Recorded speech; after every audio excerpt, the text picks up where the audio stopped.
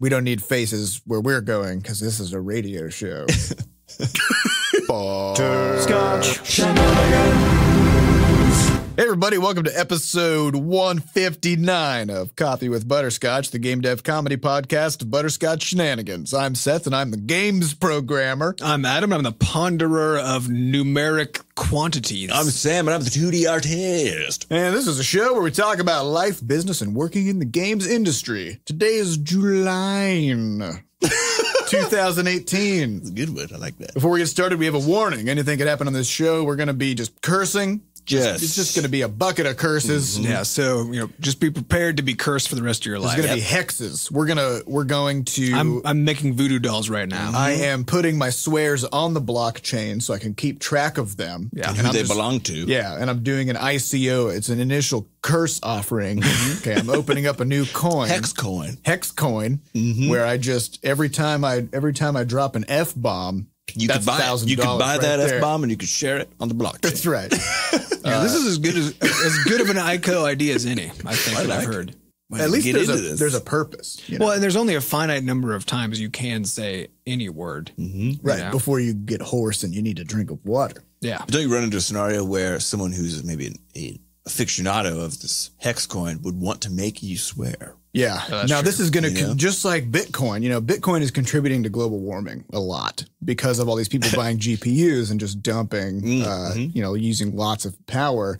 Now, if everybody's just marching down the street, just dropping F-bombs all day long. Well, I thought it was only you saying F-bombs. Yeah, I thought it was just you. Yeah, but no, this is a cryptocurrency. It's a distributed ledger. Yeah, anybody can mine. Anybody can mine because it can be a distributed ledger that only you can add new coins into. Yeah, because that's how most of these companies work. Oh, that's great. That's I don't know much about scams, but that sounds exactly like that.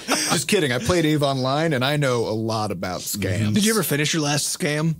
We won't get into it. No, here's what happened. I was doing a heist where I was like, I'm going to work my way up the corporate ladder, and I'm going to steal everything. This is EVE Online. It's in a video game, game. And in Butterscotch Shenanigans. You're already at the top. I'm already at the top. It's time to steal. But then what happened was I realized I can't do this. I'm not a dick. I don't want to. I mean, these people are fine. They're just having a good time playing this game, And I could get in there. I could steal everything, just everything. I found a corporation where, like, once you've been in there for 30 days, they just give you access to all their blueprints. Amazing. It would have been billions of this. And I got access to it, and I opened up the little item hanger, and I saw those blueprints, and I was just like, I'm just gonna rest now. Knowing that I could. That was you just wanted the power. I needed an emotional heist where I could just get to the position. Steal some happiness. I could get to the position where, but only from yourself. Yeah, where I know I can steal, and then I don't, and I truly win deep down because now I sort of get to realize how amazing. This is kind of like. So last night we went and saw Ant-Man and the Wasp, and my wife is all about smuggling homemade popcorn into the theater. And before she started cooking it, I was like, she's all about it. You just need a cheap thrill. Like, is that what we're doing? You got to shove this. And so she's got this huge Tupperware box, and it's got those clicky lids. And so you have to pick a really good time to unclick it because otherwise it's very obvious that someone's... There are other kinds of lids. Nah, but it's there's also the like Ziploc bags. This is what I'm saying. It's part of the thrill. You gotta be like, you can't be too subtle. Otherwise, people will definitely not know that you're doing it. You want to have a little adrenaline rush while you're eating your popcorn. You want that feeling of knowing that there might be a.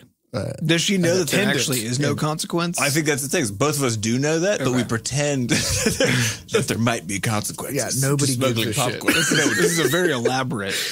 You gotta get cheap thrills where you can. Yeah, that's fair. That's life. Has she ever brought like a Ziploc bag full of Diet Coke or something?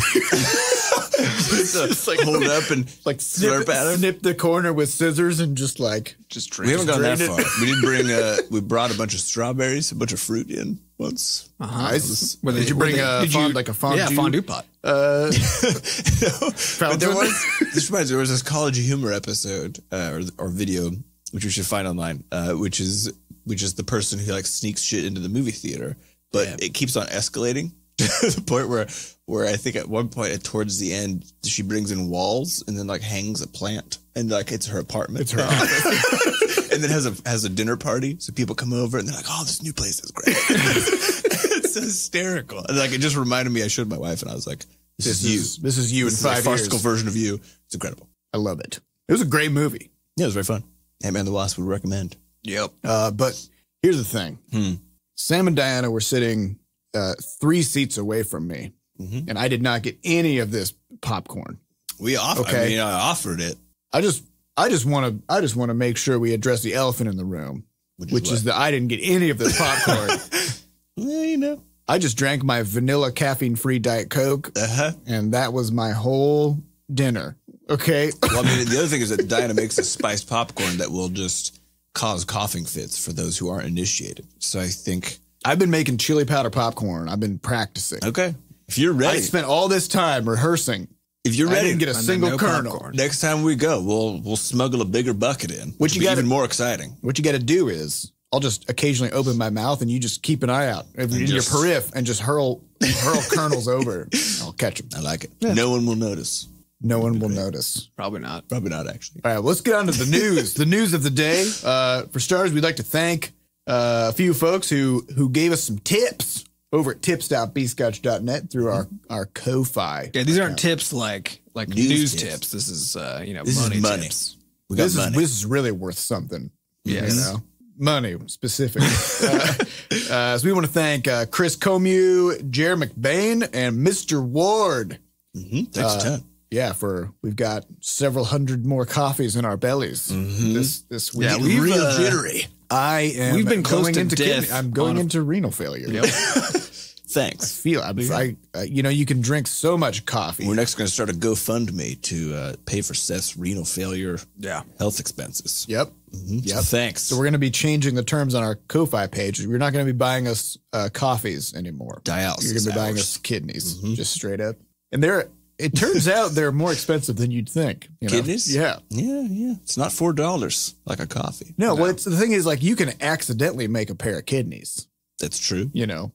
So you'd think that they would just be all over the place. And everyone has an extra one, right? Everyone's got an extra one. That's true. I mean, just in the United States alone, there are just 300 million extra surplus of kidneys. Yeah, they're just laying around. They should be free. They're just hard to get, though. Like to get them. You just put your hand. You just squeeze your hand in there. Just take you just got to get in there. It's kidneys. I just don't see the problem. Studio news. First things first. Let's talk about that game that we're building. It's called Levelhead. It's a game where you build levels and then play them. Yep. Here's the thing. Last week, something happened which caused us to divert our production resources toward controller support. Namely, Adam was like, let's have controller support. Namely, because he said, I don't want to play this game unless it has couch co-op. Yeah. And Seth and I were like, that's a good point. I had a realization 2 weekends ago where I was sitting down trying to play video games, and all of a sudden I was just like, I don't even like video games. I just like spending time with people I like. And video games are just a great way to do exactly. And so my wife and I were sitting down like trying to play various games together, do some stuff, but almost no games are fun for co-op. Almost none of them. Yeah, I don't know what the deal is, but almost no games. It's very hard to find a good couch co-op or otherwise sort of large time sink co-op. Yeah, and they do exist. There are some. I'm not saying there are none, but it's a remarkably tiny fraction of games as they come out. So on Monday we were chatting about just the studio. We're going to be doing with our lives, quarterly review sort of stuff. And Adam was like, "You guys need to put this in and shut up about it." And I said, "Yes, but that means we have to do controller support." So we did that. So yep. So now we have controller support and co-op. Yeah, screen co-op, and we're doing up to 4 players. Why? Because who gives a shit? It's 2018. And the best part about this is, so the way you'll set it as far as how you build your level, because we had this large discussion about how do you know how many people are going to be playing your level? And we said, who gives a shit? Who gives a shit? It's 2018. The reality is that from what we've experienced in playing games like Super Mario for the Wii, right? Which I think is still one of my favorite platforming co-op experiences. It is very fun. This is one that, so Adam was getting his PhD here, or again, doing postdoc work. Or was it, I guess, regular doc work in St. Louis. He was a doc worker. Yeah, pre-doc work. He was a doc worker at a biolab here in St. Louis, and I was in college here in St. Louis in my sophomore year. And I think you had like, you're usually just working your ass off. But one weekend, Adam was like, hey, you want to play some video games together? So we played Super Mario Bros. For the Wii. I believe you brought over just like a 6-pack of booze.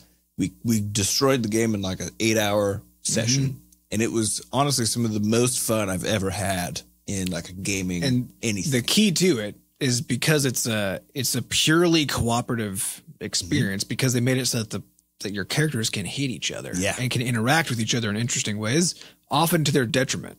But also the levels are actually just built for one person to beat. Right. They're not so it doesn't a co-op campaign. It weirdly doesn't help to have 2 players. It's just fun. It kind of does because there's just new interactions. Like there's this new random element to the level, which is the other person getting in your way. I mean, because as long as one person makes it to the end, then you beat it. Yeah. Right. And which then sounds like it should be a lot easier because also there are ways to, rescue each other if you die or whatever. So it sounds like it should be a lot easier. But because of the fact that you can kill each other on accident or on purpose, it's kind of in the wash. It kind of ends up in a wash. And so it's just a blast. Yeah, it's so fun. So we looked at that and a lot of the designs we ended up taking from that and from a few other co-op sort of platformy games. And yeah, it's going to be a lot of fun. And the crazy thing about it is if you think about those Super Mario Maker levels that are just wacky, you think about how fun it would be to sit down with 2 friends and try to like work your way through some of that stuff. And so the way we're going to do it is that you actually will set the minimum required number of players, because you could, as a level designer, build a level that maybe you have to have 4 players, each with the different power-ups, sort of like almost like going into a dungeon, right? WoW style, that you got to really use teamwork to get through the whole thing. But it's also the case that single player levels can support all 4 players. And so there's actually just a minimum that you need to set. Like this level requires at least 2 people. Just for example, one of the things you can do with 2 players already is you can jump off each other's heads, right? And so one person can try to jump across a chasm, another person can jump, hit them in the head, kick them down to their death, and then go flying up, but bounce to success, right? It's all about crushing your friend's dreams and elevating your own. Well, what it reminds me of that hilarious. There's that animated short of Super Mario with Yoshi. Yes. He ejects Yoshi into a pit, and it's like an animated thing, and then Yoshi's weeping as he sort of goes down under the cliff, and Mario's doing a flip and just flips him off. Yeah, which is, of course, Yoshi is the unsung hero of the Mario world, because... How many times have you ejected him to his doom so you can get that extra jump? Yeah, you know? He just gives you a double jump, but you have to kill him, basically, to get it. And now your friends will be doing that for you. Which is horrifying. It's very savage. Yeah, we have a power-up in Levelhead called the Ignium Chassis, which makes you kind of look like a knight. With like a cauldron on your back. You've got like a cauldron. You're like turned into a cauldron knight thing. And you've got this in your hands turned into this giant, like red blazing fist. And you do sort of like a Wario style charge attack. Punching the hell out of stuff. And when I first implemented it, I was in tears laughing, because when I hooked it up to the enemies, I just made it so that they just flew off the screen at like 7,000 pixels per second. And it's just fucking hilarious. So they leave a smoke trail, and they have like air, like mock ring, like sound, breaking the sound barrier rings. And so then we had a multiplayer. I was like, I mean, you have to be able to do this to your friends. So now you can span great distances by being punched across them by your friends. So then as far as the one concern we had then was the question of leaderboards, which is like, okay, if you can have any number of players, how do you handle the leaderboards problem? Because it will be, even though there's kind of cost and benefits and whatever, it just truly will be different to play a game with one person versus 2 people. Which means the leaderboard is going to be wacky. So if you beat it with 4 people, it seems like it's kind of inappropriate to put that on the same list as the one person. So the way we did it is then we just said the minimum number of players you set for the levels you build is thought to be the design intent. The intended number of players. And so then anybody who plays it with more than that, they won't submit scores to the leaderboard. You have to beat it with the requisite It's just number. for fun. Yeah, at that point, you're just playing it for fun, and who cares, right? Which is how you should be playing it anyway. Yeah, it's all about having a good time. Yeah. So we've got that, and now we're at the point where we're just kind of tweaking it and getting it into a good spot. But it was also a fun thing because, I mean, the game's been diverging from, especially from games like Super Mario Maker for a while now. Like, we've had sort of the core set of stuff in there that we've been building on top of, but something like adding that couch co-op element, we just start like sort of really pushing that difference that the game can actually bring into the market and stuff, which is really exciting. Like we talk about this a lot, but there's so much work that goes into just sort of catching up with the current state of whatever the genre is that you're in. And then actually the really fun stuff about making a new game only comes after that. So it's kind of like in Crashlands, we had to build, it was a year and a half in development before we got to a point where we could put a huge story into it. Right. We had to build sort of generic survival crafting game. Exactly. Then we got things like creature taming and all these RPG elements and story stuff. And that starts differentiating. Yeah. And so that's one thing to keep in note if you are making games or even just any creative work is that there's this really long chunk of time where it's just kind of the same as the other stuff. The whole time you're like, I mean, I guess. Yeah. Well, I think actually the problem is that most people stop at that point. Once they feel like they've kind of matched the genre, then this is for indie developers, right? And they say, cool, like I've made a polished product that I can now go sell. There are people who are into this kind of game because look how many are in the market doing pretty well. But what you've actually done is created a game that's just like all the others. So now you're competing. Which is no fun at all. Nope. And people are already playing the thing that they like that's the same as yours, and they've already paid for it. So you got to get to that point and then differentiate. So we're pretty excited. It's like every week there's some new thing that just puts us further and further onto our own weird path. So that's cool. Also, we got a Steam page set up, which is, I guess, that's a thing you can do. Yeah. This is in beta. So Steam has these dev pages now, and the whole idea is, again, to try to assist with discoverability. There's now 180 games coming out a week on Steam, which still, who cares? Because we come from mobile where there's 700 a day, so it's fine. We're like 180 a week. But part of one of their tricks they're trying to use to, help discoverability is make it so that devs can start up a dev page. And so it essentially acts like a little hub for your studio in terms of the games you've made, the news and all stuff like that. So we went ahead and got that set up last week, and thanks to the mods actually, because it's kind of a weird, it's clearly kind of like a little bit of a duct tape solution as far as Steam's concerned. So they kind of co-opted one of the previous things, which is these groups idea. And you had to have a unique name, and the Butterscotch Shenanigans group already existed because our mods made it a long time ago for fans of the studio. Like 4 years ago or something. And so the mods, I went back and forth quite a bit actually with Mia Kitty and El Riverne to kind of figure out how to get it. I had to get it to take it from them. So there's a bit of a sort of, go back and forth there, but we ended up getting it done. And they were like, what's it worth? Yeah. Right. So we ended up, now if you go to steam.bscotch.net, you can find our dev page. And what that'll do, if you follow us, is anytime we launch a game or put out a big announcement on that platform, then you'll get, I think, an email alert about it. If your email settings if we have a big patch, new features, whatever it is. Right. Yeah. So it's just one more way to keep up to date with what's going on. So we don't know what the value is going to be as far as, does it matter? Because we only launch one game every while.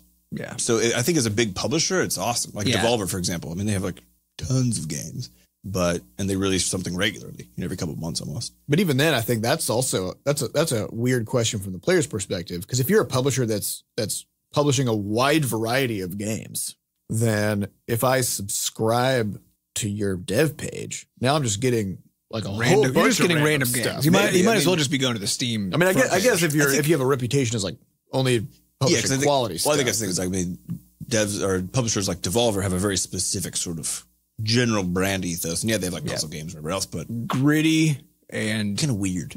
Just weird and fun. I think that's the way I think think about it. Yeah.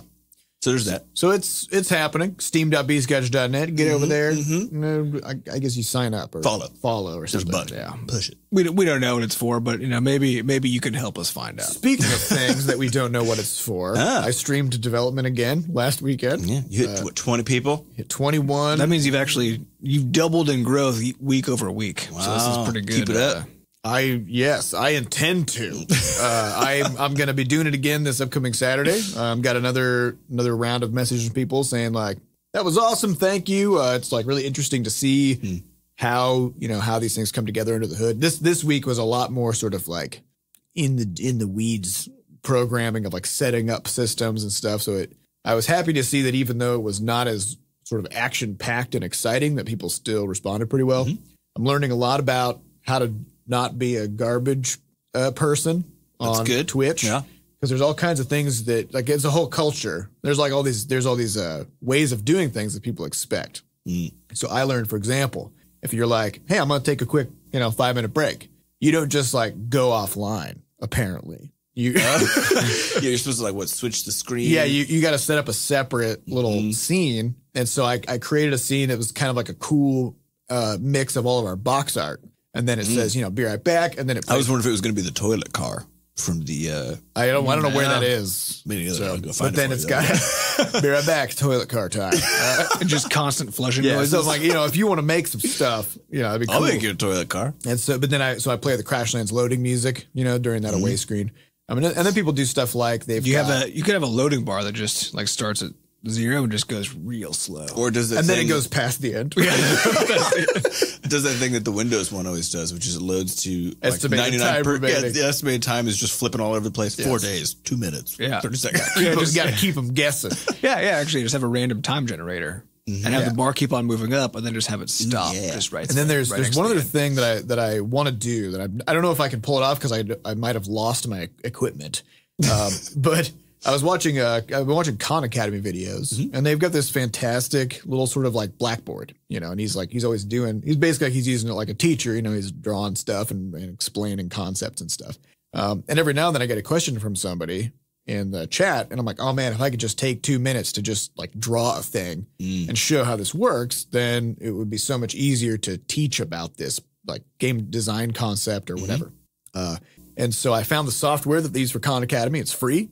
And I have a tablet, but I don't know where the stylus is. So if I can find my stylus, then I can also set up a little sort of like. You should probably be able to order. They're like $10. So I could probably get one. Yeah. But so that way I can sort of switch over to like a little blackboard. So if somebody has a question about something, then I can just quickly like explain it. So it's very fun to do. It's very interesting. So I'm just going to keep doing it for no reason. Cool. So. That'll be this upcoming Saturday, 8 a.m. to noon CDT. Come see how the sausage is made. Come see the sausage. The game sausage. Yes. All right. And also, let's talk about Mistborn trilogy. Yeah. I got sucked into this trilogy real good, but it's been weird because usually if I get into something, it'll be like a book series or whatever.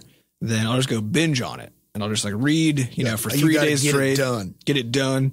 And my eyes will just be bleeding. They'll be shooting tears everywhere, But I'm working through it, and I feel great about the whole thing. Yeah, Adam shows up at work, and he clearly hasn't eaten in days. Yeah. His eyes have deep, dark bags under them. He's got blood coming out of his tear ducts, Yeah, and we're like, oh, you must have found a good book. Yeah, because you just got to get it done once you find one, So... because for a long time when I was driving to work, it was about a half an hour there, half an hour back. I was like, all right, I'm gonna get into Audible, start getting some audiobooks. But my defining criterion for what I was gonna choose was based on length because I wanted to get the most bang for my buck because they're really expensive.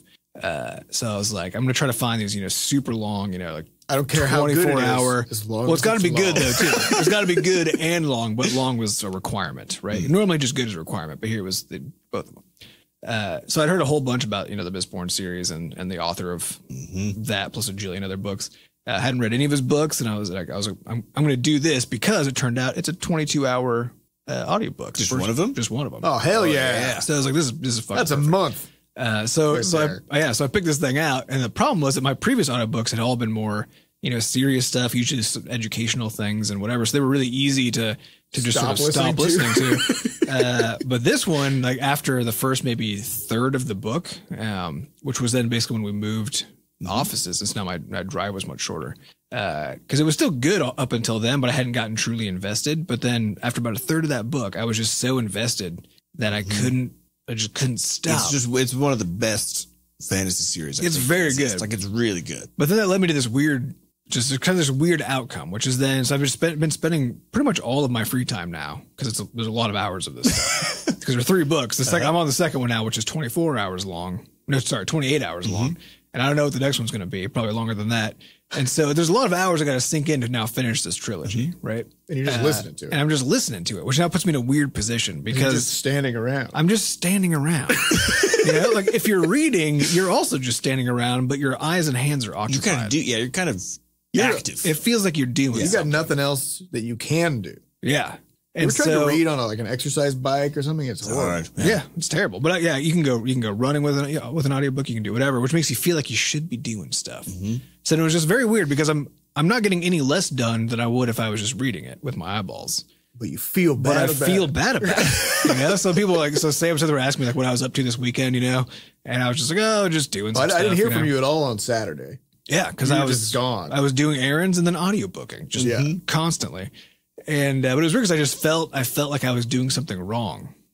Because you were just laying still. Because I was just like laying, because I like lay on the couch with my cat, just, you know, listening to this audiobook, just chilling, petting a cat for just like 5 hours straight, which of course was glorious, but it made me feel like I was doing something wrong. I think that's fantastic. Yeah, I started reframing my thinking about it last night and this morning because I was like, my activity right now is listening to this thing. Yeah, and it's fine. Consuming my neurons. Right. That's okay. Yeah, but it is that weird border, because if I did that with like a movie series or something, right? Then I could binge on one of those for like a day or something and still feel like I didn't do something terrible, you know? But if I spent like a whole weekend just watching movies or just... It's too much. It feels like I've done something wrong, and I still believe that, you know? And with a book, though, I don't feel that way at all. And then an audiobook is somewhere in between. You know? It was just you're not very watching weird. it, but you're also not reading it. Yeah. And I still could be doing I don't know. It's very weird. I want to talk about this a little bit because I think one of our dads, Kev, got invited to give a talk about Grant Wood, who's like a fantastic painter who painted a bunch of Iowa scenery. He's from Iowa, painted a bunch of Iowa scenery. And I watched his talk last week, and it was streamed from the museum that he gave the talk at.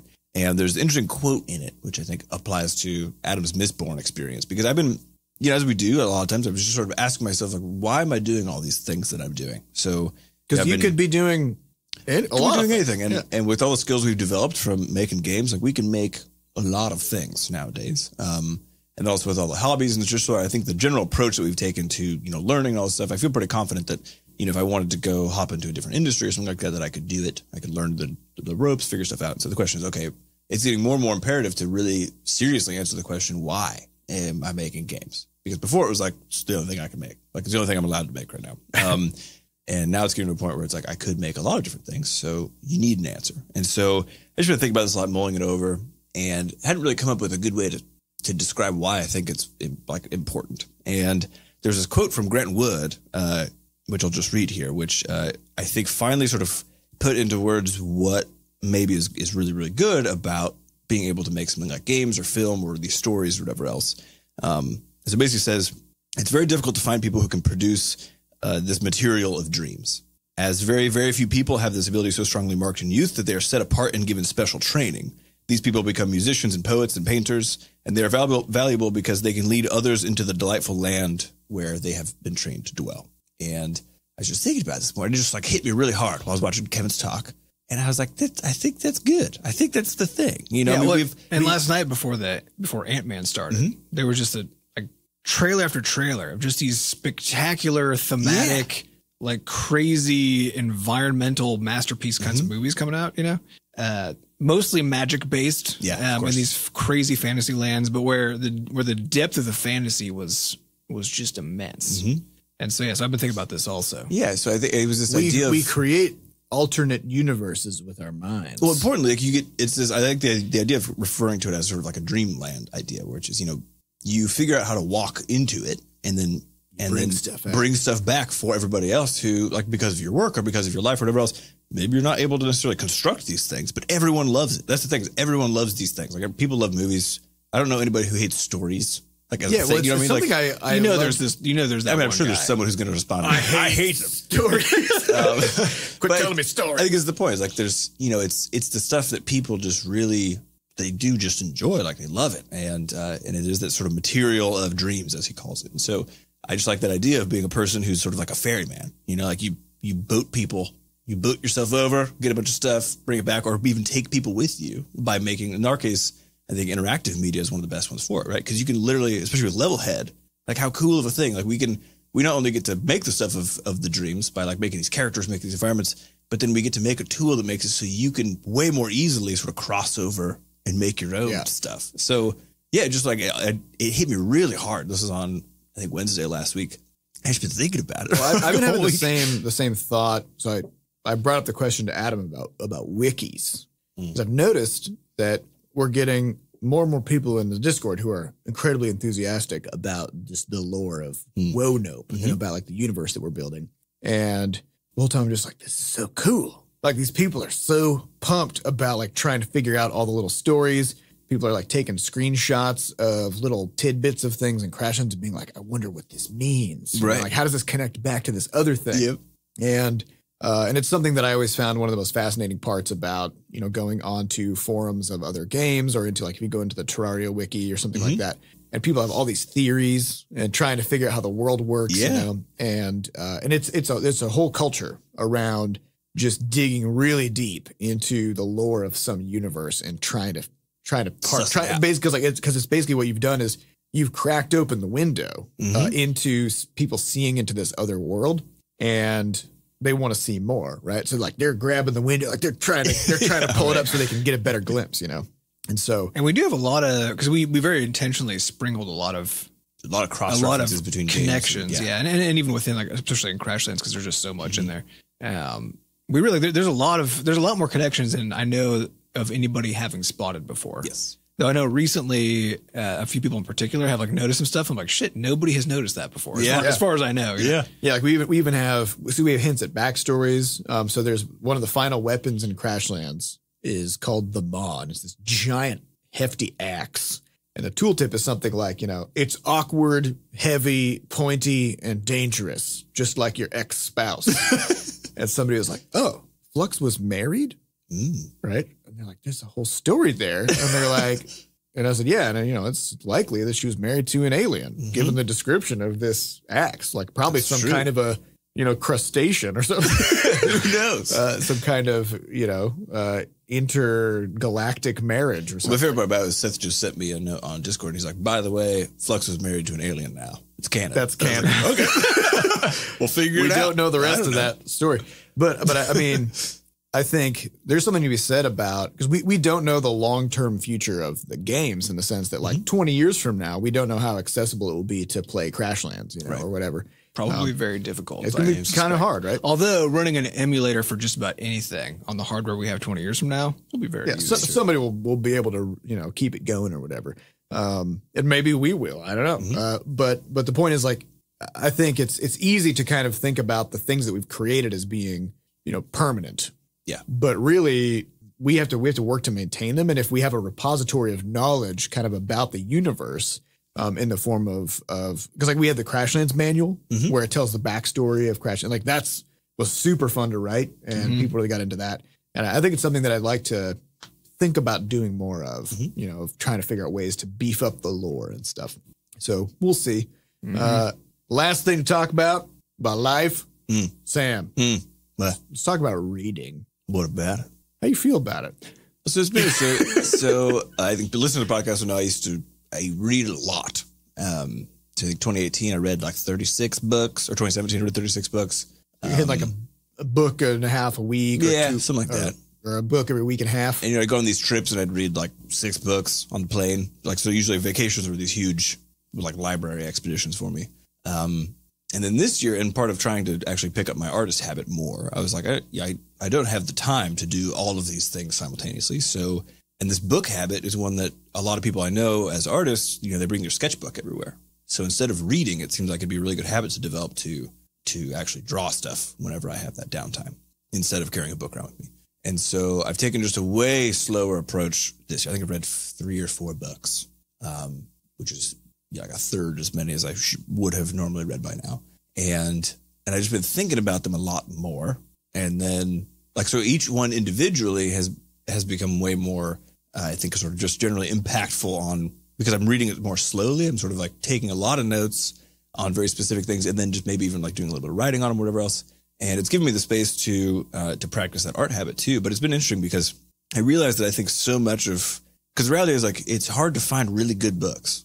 Even when you're reading 36 of them, like a freaking year, maybe like 3 or 4 will be the ones. Well, there's there's the rule that 90% of everything is crap. That's basically true. So if you read 30 books, you're gonna have three good ones in there. And certainly those are worth it. But it was just one of these things where as I've been stepping away from sort of doing that constant reading, I found just a much more sort of open space to think about the things that I have read, and then also to practice a craft. And so in my case, it's something I was always resistant to, is actually practicing drawing, right? I think people who listen to the whole podcast will know I've sort of slowly, over the last year and a half or so, And especially in the last 6 months, like actually learned how to practice doing art as opposed to just producing doing art. it as a production process. Yeah. And it's been really interesting. I think it's come with this notion that is sort of laughable one, which is I'm sort of realizing that it's been much more valuable for me to be practicing an actual thing than to simply be reading about stuff in like a general context. And, you know, if I could trade some of those previous hours and previous years, honestly, for like, instead of reading 36 books, I would have definitely chopped that down to like maybe 10, you know, 10 books. like one a month sort of a thing, and just drawn a lot more, because it's I feel like I'm getting a lot more out of that practice session than I am at reading. But that might also be the case that I've just read enough now, you know. Yeah, I've read a lot of books. You've read all the things, it turns out. Most of the time when I read a book, I'm like, yes, I get it. I understand, especially as psych I've books heard this now. before. Yeah, I've heard it. Yeah, you know you've been reading too much of the same thing when, like, if you're reading something and then the book that you read has like an entire section devoted to the last book that you read. Yes. You know, you're like, oh, I'm just rereading the same thing. So, and then that comes with sort of branching out on some of the stuff that I've been reading. So I've actually been reading, you know, composition books and art books and that sort of thing to try to more so hone my craft in this particular direction. And so it's just been very interesting. I never thought I would be a proponent for not reading as much, but I definitely am at this point. So because as long as you're doing stuff, it's not about not reading, right? It's not about it's not about what you're not doing. Yeah. It's about what you are doing. Yeah. So picking up this art practice has been, honestly, like, it makes me just way happier. So this morning I drew for 30 minutes. That's usually my thing, draw for 30, 35 minutes in the morning before work. And then after work, try to squeeze in some more time if I can. And the days when I do it are just better days, period. Yeah. That's it. So I'm like, maybe just do that. Because reading previously did not necessarily make that feel like that was the case, right? Yeah. It might be interesting, but it didn't necessarily feel like I was building skills or whatever else. Well, you've learned something, but you still haven't done anything. Yeah. And there's a big gulf between those two things. There's a very important difference between And I think I sort of misled myself, because there's always this, I mean, people talk about this with news too, right? It's like, you got to stay informed. Stay informed. But nobody ever talks about what you're going to do about it. Yeah. You don't, when you are informed, then what do you do? Yeah. And most of the time you don't do anything, actually. And you just are informed. You slowly realize that, you know, in my case, paying a lot of attention to the news was actually just a form of entertainment. Truthfully. Like, I wish there was a term. I wish there was a term for that, because it's not really entertainment. It's like enragement. Well, I mean, right? Like it's the same people. It's the same reason people like to read sad stories or watch horror movies or whatever. It makes you feel things. But I think it's entertainment, but not in the ha-ha sort of way. Yeah, not in that way. Because I think horror movies are definitely entertainment. Yeah. You know? Yeah. But I think sure. So I think this is my point. In the same way that news is entertainment. So horror movies in exactly the same way. Yeah. So but I think, oh my God. This is my point. I can't stop watching. I can't believe this. Like recognizing that reading the news, or keeping up even with industry news, in the games industry, like every day reading up on what was happening, was actually just a form of sort of procrastination in a sense, right? Like, instead of just doing stuff, you sort of have convinced yourself that there's a lot of import in understanding the larger scheme of this thing, whatever else. And then you spend too much time doing it. And so, I'm just like, I don't care. Well, and I think I just want to draw. The experience is the greatest teacher. Mm-hmm. And so the more you read, the less time you have to do stuff and gain experience.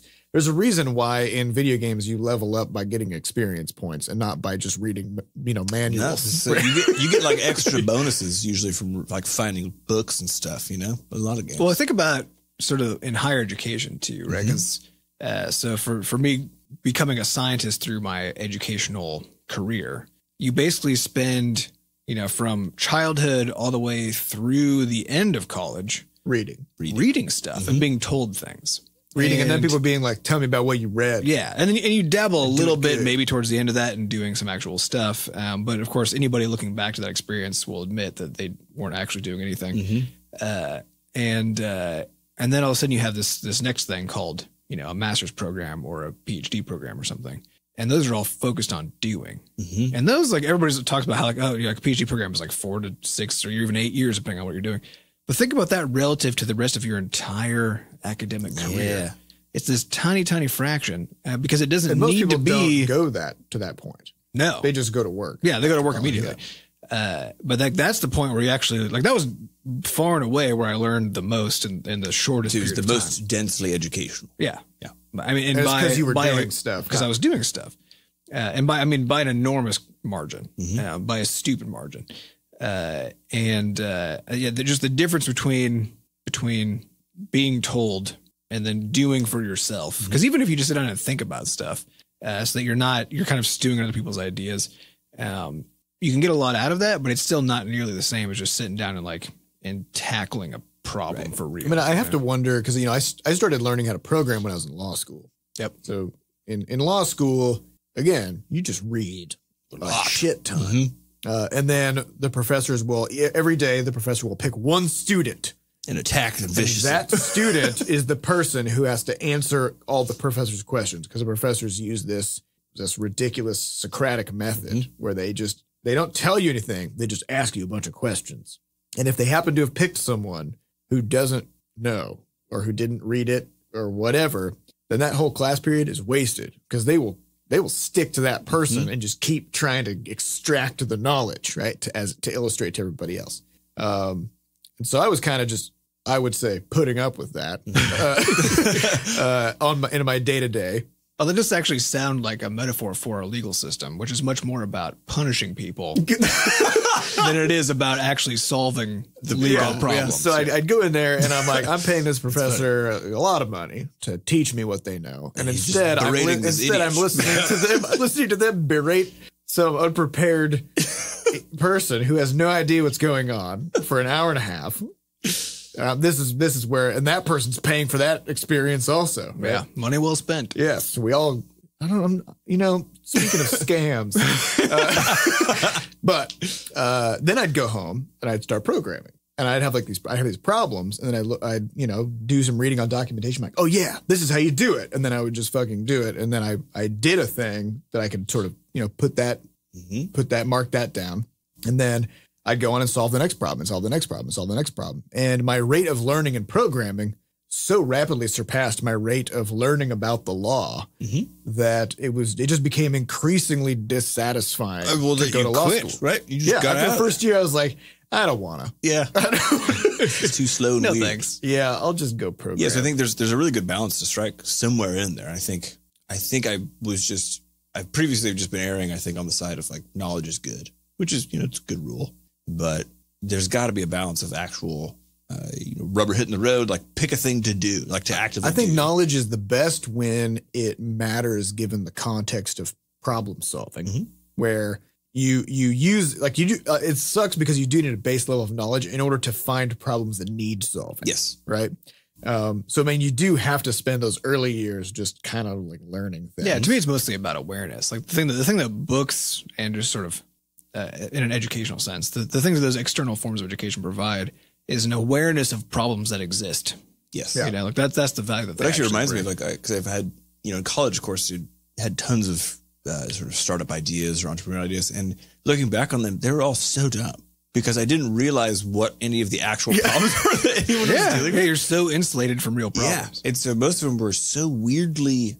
Well, just think about solving non-problems most of the time. Think about the typical app idea or whatever. I remember there was this video that Intel put out about these like laser glasses that they have. Did we talk about this in the past? Where it's like it is AR and it projects a little laser like directly into your eyeball by reflecting it off the screen. It's like the next Google Glass thing. Yeah, right. And I was like, this technology seems interesting, and it looks good. Like the glasses looked good. But then the problems they were describing as like things that could be solved by this were things like forgetting where you parked your car. Like now there's a waypoint arrow pointing at your car. I'm like, really, guys? Like this is billions of dollars of research. Yeah. Is that the problem we need solved? Yeah. Yep. But I think, finding problems that need solving that's hard to do. Yeah. Well, and I think also you shouldn't have to go look for them. Well, I think you do have to. No, but I think this is where the action comes from. This is where diversity of experience comes from. Diversity of experience, like just by going out into the world and doing stuff, you encounter problems. You don't go like, I need to find a problem to solve so that I can have a startup or whatever. You go out and do stuff with your life. And then as you run into shit that nobody else has thought of, you're like, I could probably take care of this. When you're a student, you haven't done anything. Yeah. And you don't know what most of your problems are they're phantoms, right? It's like they're very imagined. And I think because I have some of my workflowy notes from back in 2012, and I have the someday pile. Go back and look through. Yeah, just like if you look through, and some of them are just so hilarious and dumb. It's just. Do you have an example? I want to hear some examples. Do you have any embarrassing? I had one that was popsicle sticks. Okay. I'm with you. Popsicle sticks that were just like carved into cool like shapes. That was one of them. Then what happened? That was it. I had another one, which was a waypointer idea, which I think still is kind of cool. But you get like a necklace or a ring, and then you give your other one to your loved one, and it has like a little, almost like a video game indicator thing on it, where it points at wherever they are. But I was like, that's creepy and weird. No one would buy. I don't know anybody would buy. That'd be kind of strange. And then the most recent one. So it's like a compass where you can customize its direction. Yeah. The most recent one, and this is actually on the trip, but the thing is like recognizing when these hit a point where they're not actually good ideas is sort of like the new thing for me. So this one was, we were eating a lot of popsicles on this trip. And I was like, man, I just want to be able to take these popsicles wherever the fuck I want, but it's so hot. And I was like, what if? What if I had a popsicle koozie? Yes. A popsicle bag. Really? That was just an insulated sack. Kept it totally cold. Or if you manufactured your popsicles in this specific thermo bag that was just like cold all the time. Like this reminds me of I saw recently an avocado sweater. An avocado what? An avocado sweater. Sweater? Yeah, I still don't understand what problem it was trying to solve. Why? But it was a little sweater. You just put your avocado in there. And you just like put a little buckle. Just like get it snapped in there. You gotta buckle up your avocado. Listen, buckle up your avocado, folks, it's about to get real. Well, I think it's the thing is like you're still gonna have this. I mean, ideally, if you're writing. Wait. You had another idea very recently about toilets. I did. There's another one. I was actually very excited about this. I'm session me down. So I went to the bathroom. I scooted down to the bathroom in our new building. Went to the bathroom, and then I was like, "There's so much water in this toilet. This is just ridiculous." Because I'm just putting water into it. Yeah. We don't need to have any water sitting there, like maybe a little bit. Yeah, because you're putting more in there. I'm just putting water in it, peeing in it, so whatever. Yeah. And this toilet has no idea what's happening. You know what I mean? It's a dumb toilet. Dumb as a rock. Smart toilets. Smart toilets. So I was like, I came back and I was so excited. I was like, guys, we just need a toilet. We could make a toilet. We've got smart cars. We've got smartphones. You need smart toilet. Smart toilets. A toilet that you just like before you go to the bathroom, you have the ones now that have this. You tell it how much you're gonna pee. Not how much. This is Adam's I think I got about half gallon ready to go. But no. You say like I'm gonna go number 1. I'm gonna go number 2 beforehand, and then it fills the toilet bowl appropriately with the amount of water. So instead of you choosing what kind of flush you're gonna make, you choose doesn't make any water sense. goes in. I mean, it makes some sense, but not like you still have the filling problem, right? And now there are those waterless urinals. Well, that's the thing is there are urinals literally right next to me. So I was like, I don't even know why I was peeing in the toilet in the first place because they were open. But like urinals already do this because they don't have anything.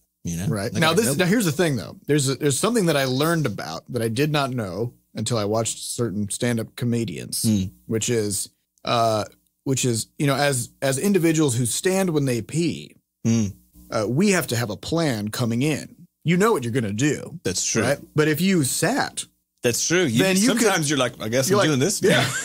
Plan's changed. I'm ready for it. Let's go. So you don't always know. The toilet can't react. You need a reactionary toilet. What you need is it had to be watching.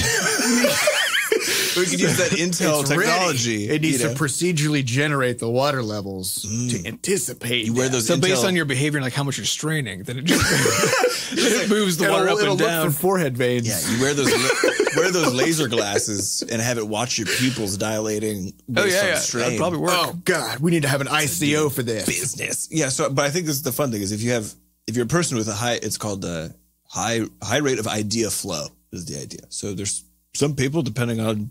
These people are also called bullshitters. I mean, they are, but like depending on if you have a high rate of idea flow, do you need to adjust the water level? Yeah, you're gonna say, I knew you to make sure you do. Actually, you got to make sure that you flush down most of your ideas. Of the ideas. But I think that's the point. Is like you still have these dumb ideas, and you should. That's awesome. Like you don't need to judge it as it could. Let it happen. It's fun. Just let it get in there. But then don't make a business out of it. Which I think I never, growing up and being in college and stuff. Yeah, have more ideas that you throw away. Yes, correct. Yeah.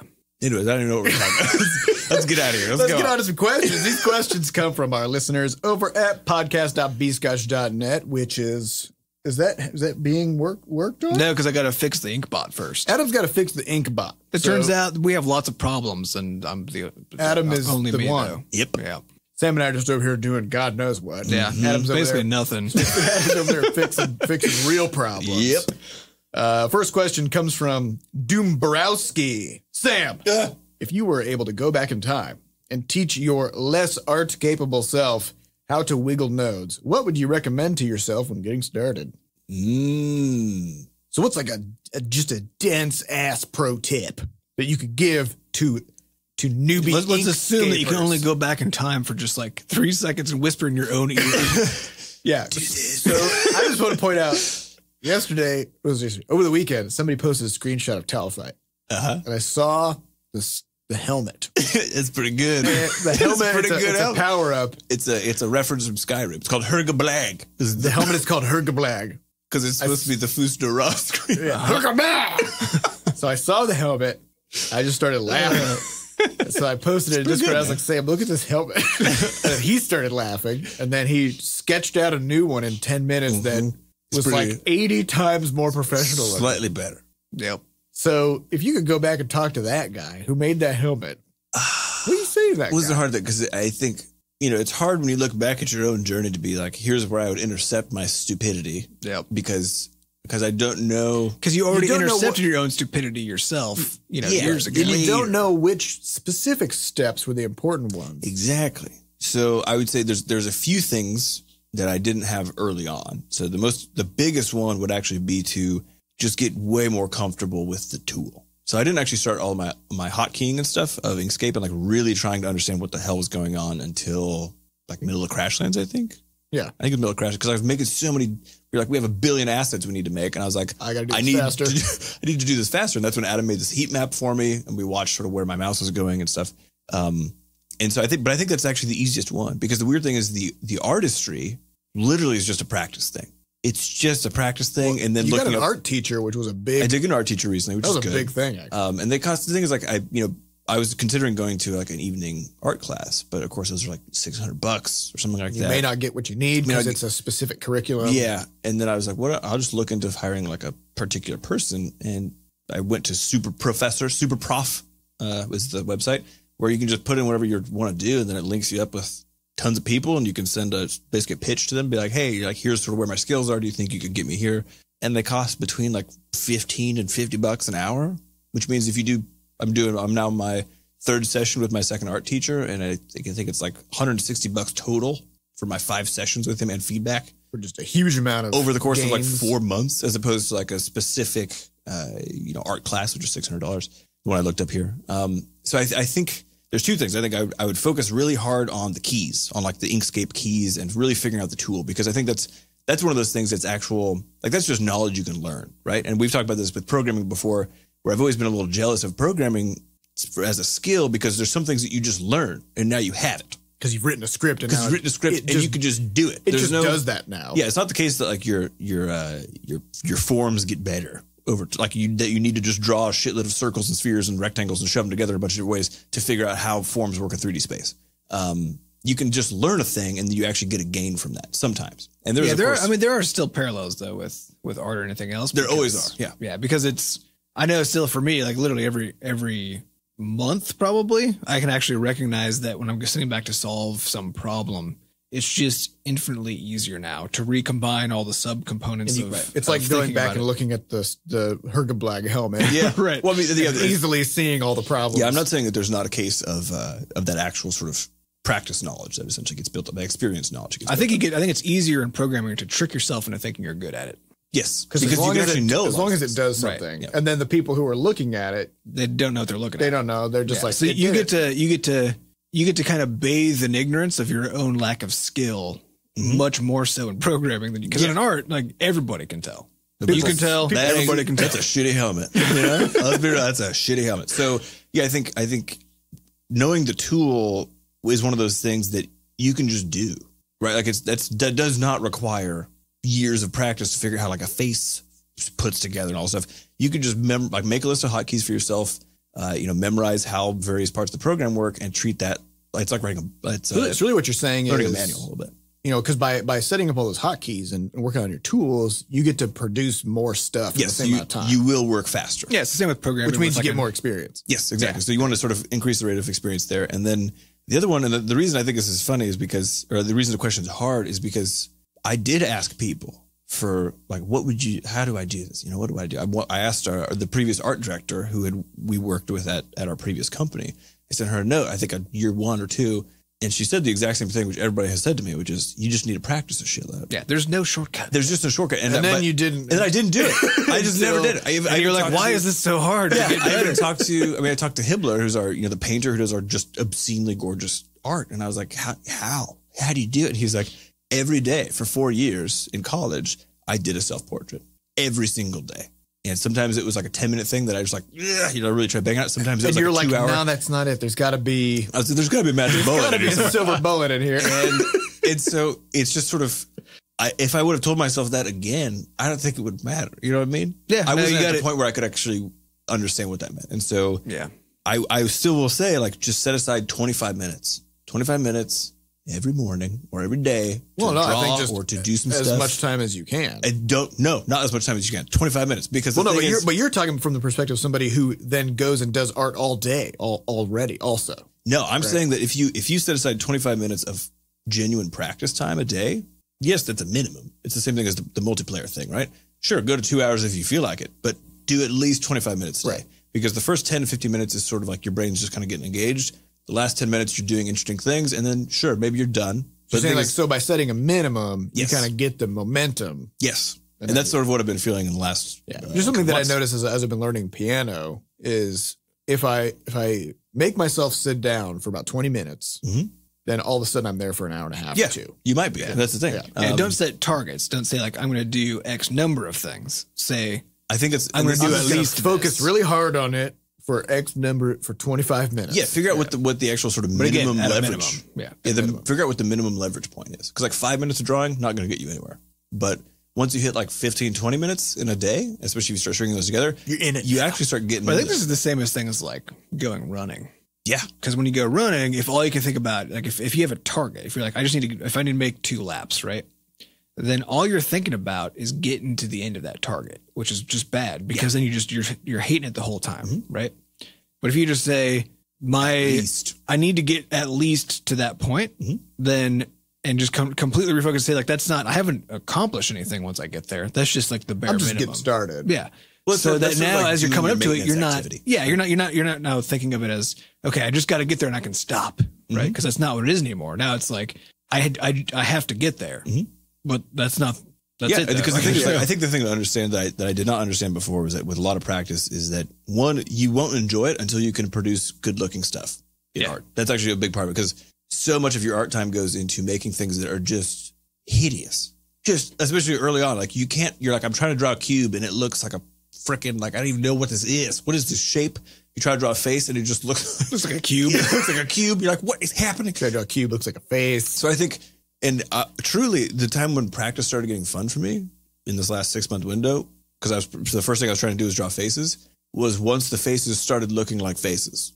Before that, when they were just like ugly piles of anatomical parts, I was like, I hate every minute of this. And then it's like weirdly, after about 3 weeks of that, they started looking like faces. And then I had one night where I drew for 3.5 hours, which was the longest. You're just having a great time drawing faces. Because they actually looked like faces. It was cool. Yep. So I think there's a huge hump early on. It turns out that it's unpleasant to be bad at things. It is. But you have to be bad at things before you can be less bad at things. So you just gotta. This is the wrinkle, though, right? Because you just gotta get in there. What could you tell your previous self who was so resistant to practicing? I don't think there's anything I could tell them anything. Because everybody did tell me the same thing that I would tell myself, which is go practice. Which means you just have to put in the time so that eventually you get so tired of your own bullshit. That eventually you start doing things better. Maybe here's what it is. I would say, Sam, you have an incorrect belief about how learning works. And what you need to do is recognize that practice for the sake of just doing practice in a routine, as opposed to practice for the sake of improvement, is the way to go. Because I think the focus on improving every single day is what always shut my previous practice sessions down. That's what I would say. Because when you go like 3 days sometimes and you just make like a shitty thing on the 3rd day. People say the same thing about stuff like weight loss or exercise or whatever. Which is if you let's say you have a goal to run a 6-minute mile or something like that, and so you go time yourself every day. Mm-hmm. Some days you're gonna be slower. Yeah. Especially after days you were particularly fast. Yeah, you did go real fast. You're like, oh man, at this rate, I'm going to extrapolate. At this rate, I'm going to be running a 2-minute mile in 3 weeks. Yeah, but there's regression to the mean. Right. And then all of a sudden, the next day, you go 15 seconds slower, and then you get upset, then you miss a day, and then you go back, and now you're even slower, and then you get a little boot. Don't. Just say, I'm just going to run for at least X amount of time a day, and then after a month, I'm just gonna see what my time is. Yeah, but who gives a shit? Yeah, because chances are it's probably going to be faster, but it may not be. But whatever. So, yeah, because the point is actually the running, or the doing of the art. Very interesting. Because given enough of it, you're gonna be good. Because you have to appreciate that being able to run a 6-minute mile doesn't really do much for you in your day to day. But running every day is really good. Does a lot for you, especially running real fast. Yeah. Also feels awesome. But running at all is better than not running fast. Because if you don't have a scooter, then you've already lost. Well, so I heard this quote the other day, which I think is kind of relevant, which was someone was going back to get a degree at the age of 60, get a new degree. And one of their friends was like, well, why are you going to do this? You're not going to have, by the time you're going to have it when you're 64, why do you even care? And they're like, well, I'm going to be 64 anyways when I'm 64. I may as well have a degree. I may as well be 64 with a degree. And I think there's a brilliant point in there, which is just it's 2018. It's 2018. Who gives a fuck? Go do stuff. Yeah. So that's a very interesting question. All right. So we got time for one more question. Right. This is a good one. And I mean, don't jump on this right away. This is a thinker. Okay. Giant Muskrat says, why can I touch my toes when I stand and bend over, but not when I sit on my butt? Do your legs get longer when you sit down? I'm going to try this real quick. Wait, you can when you're standing and can't when you're sitting? Yes. I know. My off-the-cuff answer is gravity. I think it's gravity. Because your upper body... Oh, shit, you're right. He can't do it, folks. But you're in the same body position. It's got to be gravity, right? Because if you think about it, if you weigh, what do you weigh, Sam? 180? 80. 175, 80? Well, probably slightly more than half of that weight is upper body, right? Yeah. So you're throwing a whole bunch of weight. So you probably got But I'm flexing when I'm sitting on the ground. I'm trying to get. But you're trying to flex 80 pounds. So if somebody sat behind you. No, but it feels tighter. If somebody sat behind you and pushed 90 pounds of force on your back while you were sitting, maybe that. That'd probably do it. I don't know. I just try because it actually feels tighter when you're sitting down. I mean, the only alternative is that, in fact, yes, your legs do just get longer because gravity. No, I think what it might be is so gravity basically squishes your legs out. Squishes your legs and pulls your upper body down. So there's a double. I'm wondering what it is when you sit on the ground, you have pressure from gravity on your ass, right? Which are in your hamstrings and everything. So you have pressure on the things that you're trying to stretch. Right, because it's pulling your muscles back. So you know what it is? I think it's one thing I know about physics is that everything has gravity. Everything with mass has gravity. That's true, yes. Right? And so it's also possible that when you're bending over, you're pulling the earth upward, toward into your body a little bit. Toward your toes. But of course, when you're sitting, it pulls the earth upward and that just hits your butt. And then that doesn't help you at all. Right? So I don't think that checks out. I don't know. That's a very good question. It's not the earth. It's you. It's your own gravity. That's the problem. It's the problem. Yeah. So if you focus on just becoming more massive, then eventually, well, I guess it wouldn't help you while sitting down no matter what. So. Nope. That's weird. Great question. Good observation too. I just want to know how this came about. That was my second question. I like the idea that Giant Muskrat is there. He's stretching. He's stretching. Wait a second. I need to ask Butterscotch. There's one group of people who will know the answer. There's one squad who would know. I don't know why. I just did it. It's true. It's weird. And this is, I think, an important point because when you take those body age tests, they make you sit. They make you sit when you do the toe touching test. Well, I guess part of it is because they want to test how far past your toes you can reach. But you can't do. Which is harder to do when the ground is there. Just clip it. Or just stand on it. You can just stand on a board. No, just clip it. Clip through the earth. All right, cool. Not every clip it in there. Not every company who does body age tests just has an elevated milk crate plank or milk crate just laying around. Yeah. Sorry, it's hard to get, hard to find. But most of them have floors. So that you can clip into. Sit on and then or clip into. Yep. So all right, well, that's all the time we have for this week. We'd like to thank our producer, Fat Bard, for making us sound good. Thanks to our community moderators who keep our Discord and forums running. If you'd like to get more involved in the Butterscotch community, you can hop into our Discord server at discord.gg/bscotch. Come say hello. I got to say, it's really hopping in there these days. Mm-hmm. It's a good crew. We're pushing like 600,000 people. Yep. We have almost as many users as Discord itself. Yeah. Whenever you hear Discord reporting on their like monthly active users, you're just talking about our server. Huge. Biggest. And I think maybe like 6 people are playing Fortnite. And then the rest are just on our server. And so it's a good place to hang out. It's a great community. It's very large. Also, if you'd like to adorn your body with Butterscotch merch, you can check out our shop over at shop.bscotch.net. We also have a mailbox.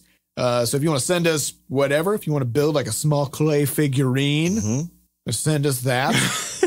People have done this. It's awesome. It's amazing. And we're building a collection. Yeah. So, go ahead and do that. And also, if you'd like to give us a tip, give us some cash money as a token of appreciation for whatever it is that we're doing here, talking about smart toilets and stuff. We're bringing tremendous value to the world. Yep. Okay. So you can head on over to tips.bscotch.net, and we appreciate that tremendously. Thank you all for listening, and we'll see you next week. Goodbye. Bye.